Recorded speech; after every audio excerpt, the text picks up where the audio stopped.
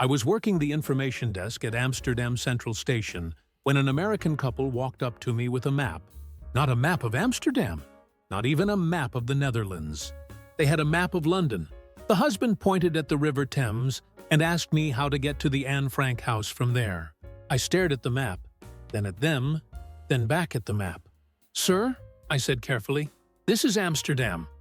That's a map of London. Different country." He looked confused. "But we're in Europe, right?" His wife nodded along. "Yeah.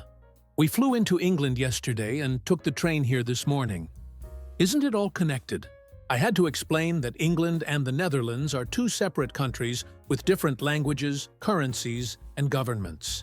They seemed genuinely shocked. "But you all speak English here," the wife said. "And you use euros, just like in London, right?" I told her London uses pounds. She looked at her husband. "Did you know that?" He shrugged. Another day, same station. A young American guy approached me holding his phone. "Hey man, I'm trying to get to the Eiffel Tower, but Google Maps isn't working." I glanced at his screen. He was searching for walking directions, from Amsterdam to Paris. Google was suggesting a 30-hour walk. "You know Paris is in France, right?" I asked. He nodded. "Yeah, but isn't France like right next to England? And we're in England now, so it should be close." I pointed out the window. "This is Amsterdam, the Netherlands." He looked genuinely surprised. "Wait, so we left England?" I asked him what train he took. He showed me his ticket. Rotterdam to Amsterdam. He thought Rotterdam was a neighborhood in London. His geography teacher back home had failed him spectacularly. I've got a year's worth of these stories from working European transit hubs. If you want the unfiltered reality of cross-cultural chaos, the kind most travel vlogs won't show you, subscribe. This is what I document. My favorite was the family who came up to me speaking very slow, very loud English. "We need to go to Big Ben." I told them Big Ben was in London, about 5 hours away by train. The father pulled out his phone and showed me a travel blog. The title was Top 10 Things to See in England. Number 7 was the Anne Frank house. Number 4 was the Heineken Brewery. He'd assumed everything on the list was in England, because the blog was written by someone from England. I had to walk him through the concept that a British travel blogger might write about other European countries. He seemed disappointed. "So we can't just walk to Big Ben from here?" His teenage daughter looked embarrassed. "Dad, I told you to check where things actually were." He waved her off. "It's all the same region. Sweetie, I have a friend who works at a car rental place near Charles de Gaulle Airport in Paris. An American family rented a car for what they called a quick day trip. They wanted to see the Colosseum in Rome, have lunch in Barcelona, and be back in Paris for dinner." My friend stared at them. "That's 3 different countries across about 1,500 miles. The mother laughed. "Oh, we drive that much back home all the time. Texas is huge." My friend pulled up a map on the computer and showed them the actual distances. They'd need to drive 10 hours just to reach Rome, and that's without stops. The father looked skeptical. "But Europe is small. Everyone says Europe is small." My friend tried explaining that yes, countries are smaller, but you still can't visit 3 major cities in 3 different countries in one afternoon. They rented the car anyway. They came back 8 hours later, exhausted, having made it only as far as Lyon. "Why didn't anyone tell us there'd be so much driving?" the mother asked. My friend just sighed. Another guy at the same rental place told me about an American tourist who wanted to drive to Greece from Paris for the weekend. When my friend mentioned it would take about 24 hours of non-stop driving, the tourist said, "But I thought Europe had faster cars." The logic was that because some European cars are made for the Autobahn, all of Europe must be quicker to cross. My friend showed him the route on the map, passing through Switzerland, Italy, and halfway down the Adriatic coast.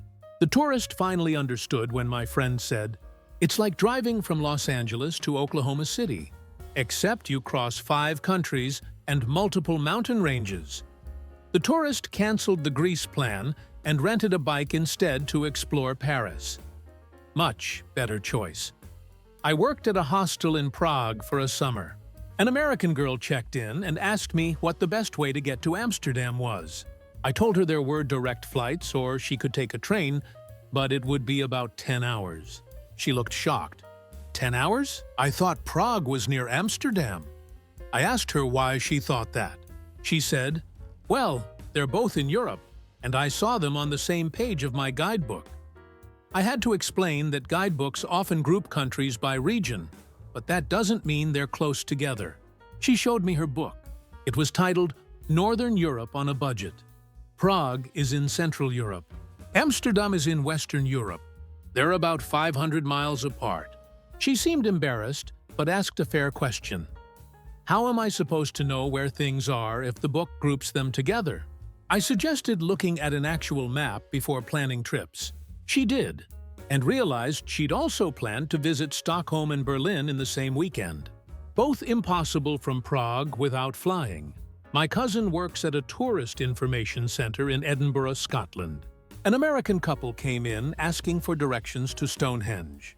My cousin said, "Stonehenge is in England, about 400 miles south of here." The husband said, "But we're in the UK, right? So it's all the same." My cousin explained that the UK includes 4 countries: England, Scotland, Wales, and Northern Ireland. They're united politically but geographically distinct. Stonehenge is in southern England. Edinburgh is in Scotland. The wife said, "So we'd need to take another train?" My cousin nodded. The husband sighed. "This is so confusing. Back home, states are just states. Why do you guys make it so complicated?"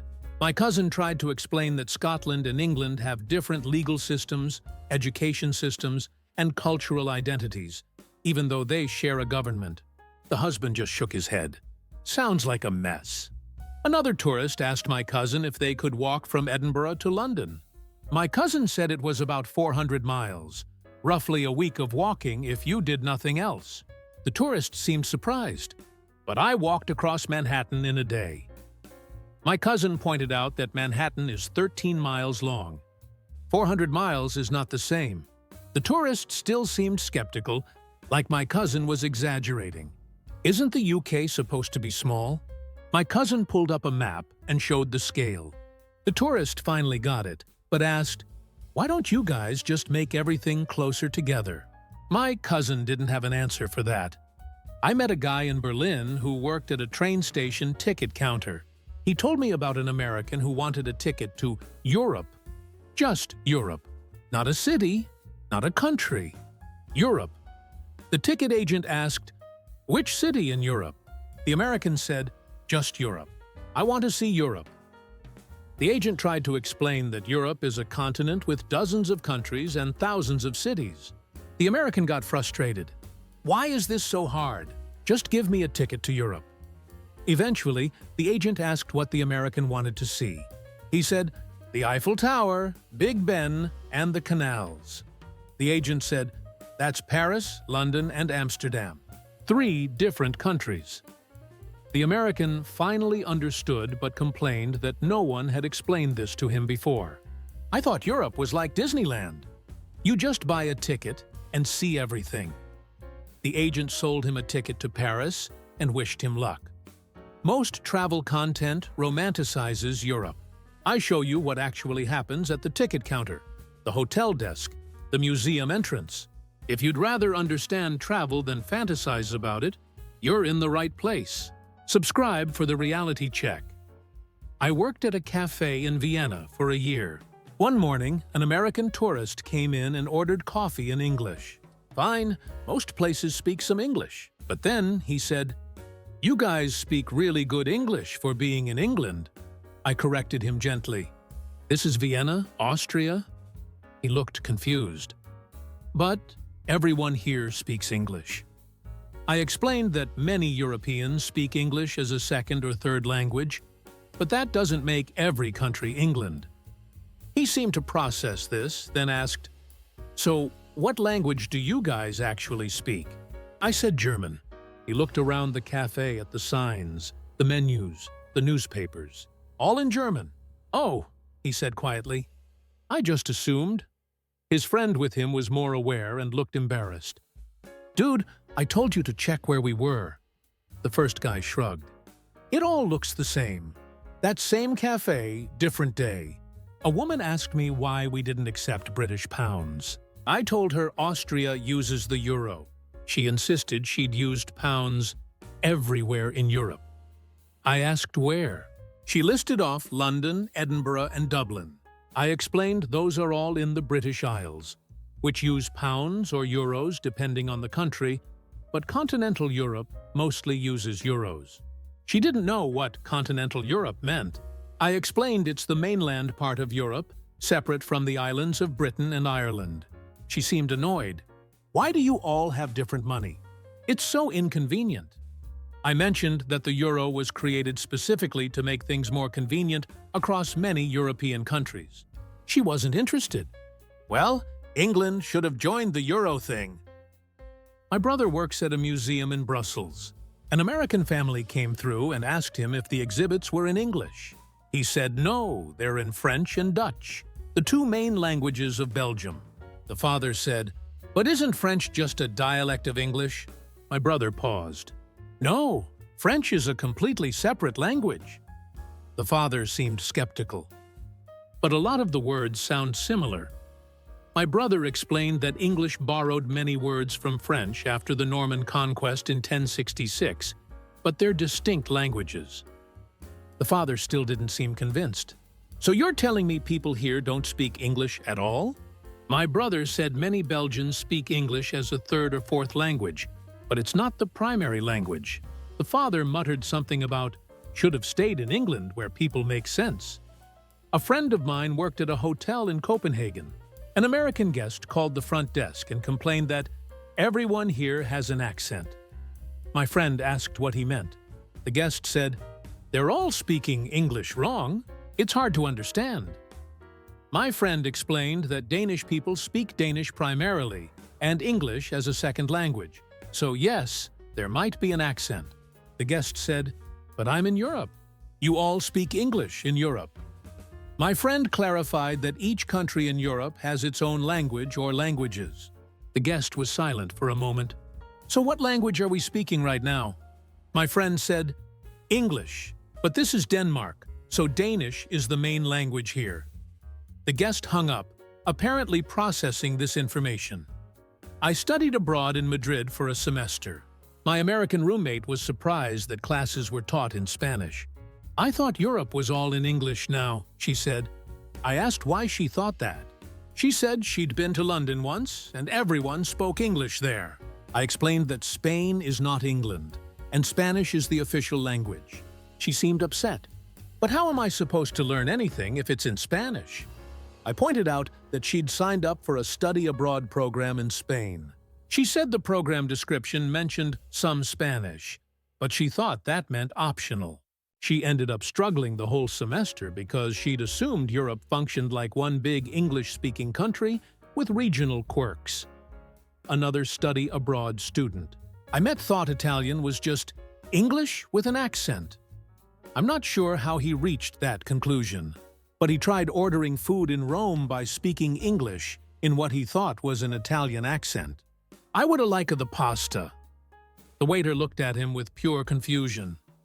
My friend had to step in and order in actual Italian. Afterward, I asked the student why he didn't learn basic Italian phrases before the trip. He said, "I figured they'd understand English if I said it with the right accent." He genuinely believed that languages were just English pronounced differently. I showed him Italian text on the menu. He stared at it. "Wait, they have a different alphabet?" "They don't, but the words are completely different."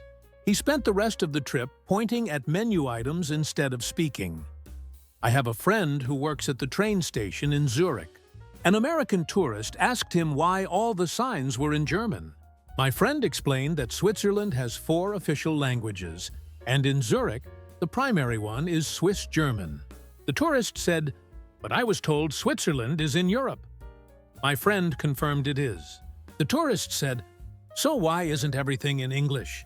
My friend tried explaining again that European countries each have their own languages. The tourist said, "But I thought Europe was united now."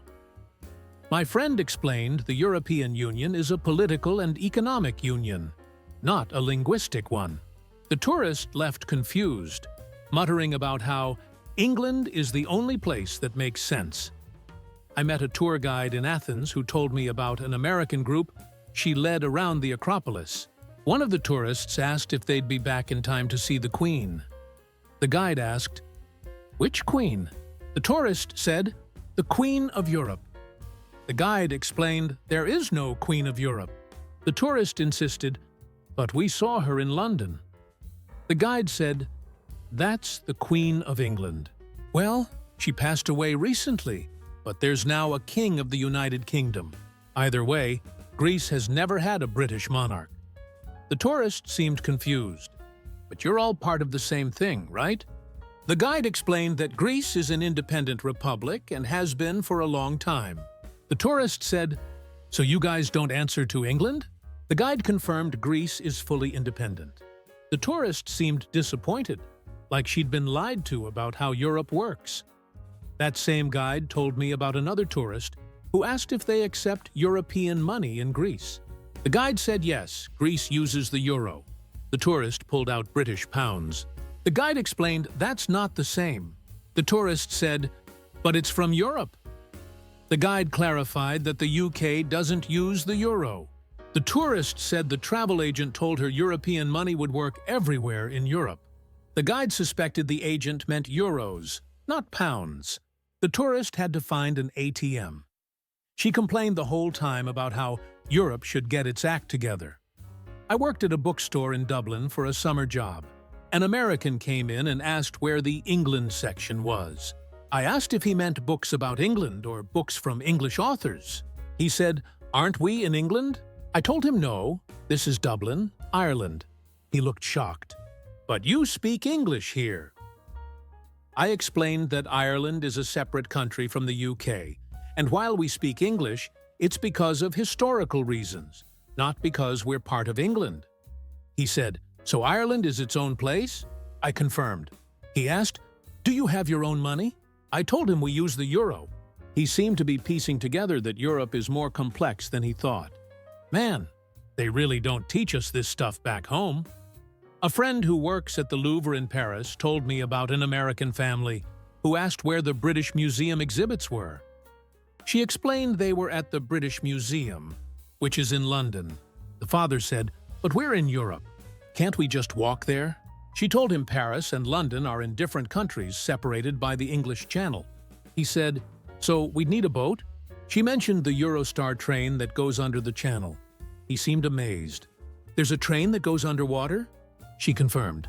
He said, "Why didn't anyone tell us about this? We could have just taken the train instead of flying." She asked where they flew from. He said London. They'd flown from London to Paris, not realizing a train would have been easier and cheaper. The whole family seemed to operate on the assumption that Europe was a single entity where everything was walking distance. Studied in Barcelona and had a roommate from Texas. He was surprised that people spoke Spanish in Barcelona. "I thought Spain was its own language," he said. I told him Spanish is the language of Spain. He said, "No, I thought they spoke Spanish." I explained that's not a word. He insisted he'd heard people talk about Spanish. I realized he meant Spanish and had somehow thought it was called something else in Spain. He also thought Catalan was just Barcelona Spanish. I had to explain that Catalan is a separate language spoken in the Catalonia region. He couldn't wrap his head around one country having multiple languages. Why not just pick one? I asked him about America having Spanish speakers. He said, "That's different. I'm still not sure how." My sister worked at a chocolate shop in Bruges, Belgium. An American tourist came in and asked if they shipped to England. My sister said yes. The tourist said, "Great, because I live here, and I want to send some to my family back in America." My sister clarified, "You live in England?" The tourist said, "Yeah, I'm in Europe." My sister explained that Belgium is not England. The tourist looked around the shop, at the signs in Dutch and French, at the euros in the register, at the Belgian flags on the chocolate boxes. "Oh," she said slowly. "Where am I then?" My sister told her Bruges, Belgium. The tourist pulled out her phone and checked her location. She'd been in Belgium for 3 days and thought she was still in England. She'd flown into London, taken a train to Brussels, then a bus to Bruges, all while assuming it was just different parts of England. My sister asked how she didn't notice. The tourist said, "Everyone speaks English, and the buildings look old like in England." My sister didn't know what to say to that. A guy I know who works at a hostel in Stockholm told me about an American who checked in and asked what time zone they were in. My colleague said Central European Time. The American asked, "Is that the same as England?" My colleague said no, England is 1 hour behind. The American seemed annoyed. Why does every country have a different time? My colleague explained that time zones exist because the Earth rotates. The American said, "But you're all in Europe. Why not just use the same time?" My colleague tried explaining that Europe spans multiple time zones geographically. The American wasn't satisfied. "Seems inefficient." My colleague gave up and just told him to set his watch forward 1 hour from London time. I was back at Amsterdam Central Station, working my last shift before moving back home, when a college-aged American approached me. She had a backpack covered in pins from different countries. Good sign. Maybe she'd be different. She asked, "How do I get to the Van Gogh Museum from here?" I gave her directions. Simple, clear. Then she asked, "And after that, how far is it to London?" I told her about a 6-hour train ride or a 1-hour flight. She nodded thoughtfully. "That's not bad. And from London, how long to get back here?" I said the same, 6 hours by train or 1 hour by flight. She smiled. "Cool. So Europe is pretty small." I couldn't help myself. I asked what she meant. She said, "Well, I can see Amsterdam today, London tomorrow, and Paris the next day. That's 3 countries in 3 days. Can't do that in America." I told her she absolutely could. 3 states in 3 days is easy. She laughed. States aren't the same as countries. I agreed. But then I asked her if she understood that the Netherlands, England, and France are as different from each other as, say, Mexico is from the United States. Different governments, languages, currencies in some cases, cultures, histories. She paused. "I mean, yeah, but they're all European." I realized that was the core of the confusion. To a lot of Americans, being European is like being American. A unified identity that overrides the specific country. But it's not. A Dutch person isn't the same as a French person, isn't the same as a Greek person. They're neighbors, sure. They cooperate politically and economically, but they're not interchangeable. I told her to enjoy her trip and to try to learn at least one phrase in each language of the countries she visited. She seemed open to that. Like what? I suggested starting with, "Hello, thank you," and "I don't speak the language. Do you speak English?" In Dutch, French, and German. She wrote them down in her phone. Before she left, she said, "You know, I really thought it was all just one big place called Europe." I nodded. "A lot of people think that." She asked why. I said, "Probably because it's taught that way. Europe as a continent, as a concept, not as 50 different countries with 1,000 years of complicated history." She thought about it. That makes sense. We learn about Europe like it's a single thing in textbooks. I told her that now she'd know better. She thanked me and walked off toward the tram stop. I watched her go and thought about how many other tourists were out there right now, wandering around Europe with a map of London, trying to find the Eiffel Tower in Amsterdam, paying with pounds in Germany. I track these patterns because someone should, not for mockery, for understanding. If you think cultural literacy matters, if you'd rather learn from other people's confusion than repeat it yourself, subscribe. I publish this kind of ground-level analysis every week. Because if we all just took a moment to learn where we actually are, we'd all have much better trips and way fewer confused conversations.